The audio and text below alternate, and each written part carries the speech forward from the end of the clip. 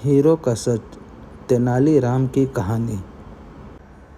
एक बार राजा कृष्णदेव राय दरबार में बैठे मंत्रियों के साथ विचार विमर्श कर रहे थे कि तभी एक व्यक्ति उनके सामने आकर कहने लगा, महाराज मेरे साथ न्याय करें, मेरे मालिक ने मुझे धोखा दिया है।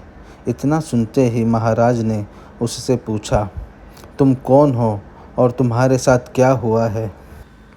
अन्नदाता, मेरा नाम नामदेव है। कल मैं अपने मालिक के साथ किसी काम से एक गांव में जा रहा था।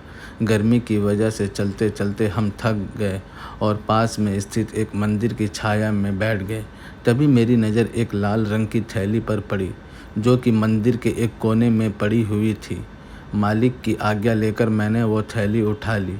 उसे खोलने पर पता चला कि उसके अंदर बेर के आकार के 2 हीरे चमक रहे थे।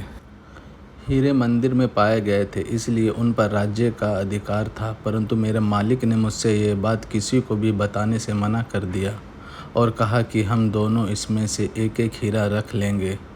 मैं अपने मालिक की गुलामी से परेशान था, इसलिए मैं अपना काम करना चाहता था, जिसके कारण मेरे मन में लालच आ गया। हवेली आते ही मालिक ने हीरे देने से साफ इनकार कर दिया। यही कारण है कि मुझे इंसाफ चाहिए। महाराज ने तुरंत कोतवाल को भेजकर नामदेव के मालिक को महल में पेश होने का आदेश दिया। नामदेव के मालिक को जल्द ही राजा के सामने लाया गया। राजा ने उससे हीरे के बारे में पूछा तो वह बोला, महाराज ये बात सच है कि मंदिर में हीरे मिले थे, लेकिन मैंने वो हीरे नामदेव को देकर उन्हें राजकोष में जमा करने को कहा था। जब वह वापस लौटा तो मैंने उससे राजकोष की रसीद मांगी तो वो आनाकानी करने लगा। मैंने जब इससे धमकाया तो ये आपके पास आकर मनगढ़ंत कहानी सुनाने लगा। अच्छा तो ये बात है, महाराज ने कुछ सोचते हुए कहा। क्या तुम्हारे पास इस बात का कोई सबूत है कि तुम सच बोल रहे हो? अन्नदाता, अगर आपको मेरी बात पर यकीन नहीं तो आप मेरे दूसरे तीनों नौकरों से पूछ सकते हो। वो उस वक्त वहीं थे। उसके बाद तीनों नौकरों को राजा के सामने लाया गया।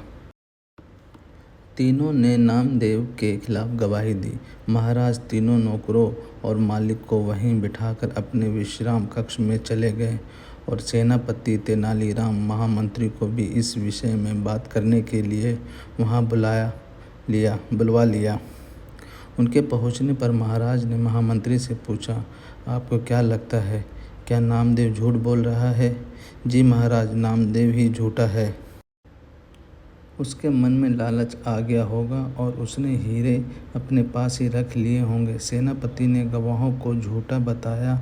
उसके हिसाब से नामदेव सच बोल रहा था। तेनालीराम चुपचाप खड़ा सबकी बातें सुन रहा था। तब महाराज ने उसकी ओर देखते हुए उसकी राय मांगी। तेनालीराम बोला, महाराज कौन झूठा है और कौन सच्चा, इस बात का अभी पता लग जाएगा, परंतु आप लोगों को कुछ समय के लिए पर्दे के पीछे छुपना होगा। महाराज इस बात से सहमत हो गए क्योंकि वो जल्दी से जल्दी इस मामले को सुलझाना चाहते थे, इसलिए पर्दे के पीछे जाकर छुप गए। महामंत्री और सेनापति मुंह सिकोड़ते हुए पर्दे के पीछे चले गए। अब विश्राम कक्ष में केवल तेनालीराम ही दिखाई दे रहा था। अब उसने सेवक से कहकर पहले गवाह को बुलाया। गवाह के आने पर तेनालीराम ने पूछा, क्या तुम्हारे मालिक ने तुम्हारे सामने नामदेव को हीरे दिए थे? जी हाँ। फिर तो तुम्हें हीरे के रंग और आकार के बारे में भी पता होगा। तेनालीराम ने एक कागज़ और कलम गवाह के सामने करते हुए उससे कहा, लो मुझे इस पर हीरे का चित्र बनाकर दिखाओ। इतना सुनते ही उसकी सिट्टी बिट्टी गुल हो गई और बोला, मैंने हीरे नहीं देखे क्योंकि वो लाल रंग की थैली में थे। अच्छा, अब चुपचाप वहाँ जाकर खड़े हो जाओ। अब दूसरे गवाह को बुलाकर उससे भी यही प्रश्न पूछा गया। उसने हीरों का रंग के बारे में बताकर कागज़ पर 2 गोल गोल आकृतियां बनाकर अपनी बात साबित की। फिर उसे भी पहले गवाह के पास खड़ा कर दिया गया और तीसरे गवाह को बुलाया गया। उसने बताया कि हीरे भोजपत्र की थैली में थे। इस वजह से वह उन्हें देख नहीं पाया। इतना सुनते ही महाराज पर्दे के पीछे से सामने आ गए। महाराज को देखते ही तीनों घबरा गए और समझ गए कि अब सच बोलने में ही उनकी भलाई है। तीनों महाराज के पैरों को पकड़कर माफ़ी मांगने लगे और बोले, हमें झूठ बोलने के लिए हमारे मालिक ने धमकाया था और नौकरी से निकालने की धमकी दी थी, इसलिए हमें झूठ बोलना पड़ा। महाराज ने तुरंत मालिक के घर की तलाशी के आदेश दे दिए। तलाशी लेने पर दोनों हीरे बरामद कर लिए गए।